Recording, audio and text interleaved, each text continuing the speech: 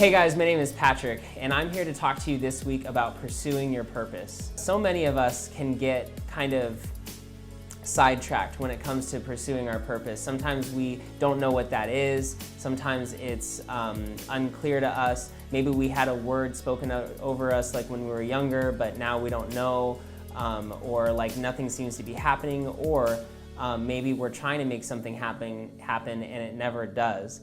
And I think that a lot of us kind of go through that. I know that I've experienced troubles with that in my own life, and just trying to figure out, okay, like, God, what do you have for me? What's my purpose here on this earth? A great example of this can be found in the book of 1 Samuel. It's talking about David, and he went through so much pursuing his purpose, getting to his destiny, and yet he made the hard choices that a lot of us sometimes find that like are almost impossible to make when we're faced with similar situations. So David was commanding an army for Saul, and Saul was the king at the time, and David was not the king, he was just a commander.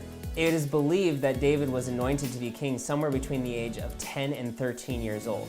Now here he is in his early to mid 20s, and he is not king yet. And lo and behold, the king is trying to kill him because Saul knows that he's gunning for his job.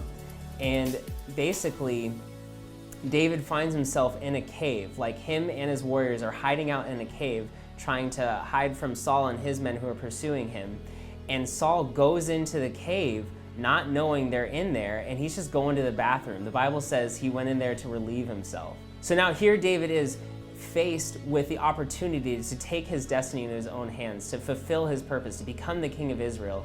And his friends, the people around him, the counsel that he has at the time is telling him, yeah, that God is giving your enemy into your hands. Go ahead, do this. And all he does is he cuts the corner of Saul's robe, and then he leaves. And later he like just feels super convicted, and he's like, oh, what have I done? Why did I do this? How could I have stretched my hand against the Lord's anointed, he says. And it's crazy because I always had such a problem with that verse. I'm like, all he did was cut off the corner of his robe. Like, what is the big deal? And I started thinking about it. And cutting off the corner of the robe is a lot like what we do.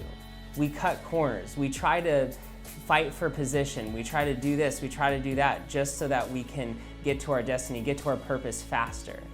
And I feel like what God is telling us is trust the process.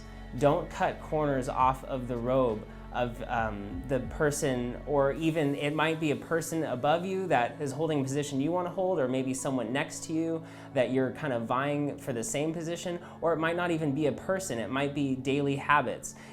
Say you want to be a worship pastor, but you're not watching like the kind of media and music that you're taking in yourself, or say you want to be successful in business, but you're not responsible with your own finances. In summary, don't cut the corners off of your purpose, because your purpose is great, it's glorious, it's God ordained, and He loves you, and He's got your back. Hey, why did my shirt change? Well, that's a great question. I'm gonna answer your question with another question. What are you doing April 10th? That's what I thought. Watching our next video. Be sure to like, comment, and subscribe this video and others like it. We really appreciate you checking us out. We'll see you soon.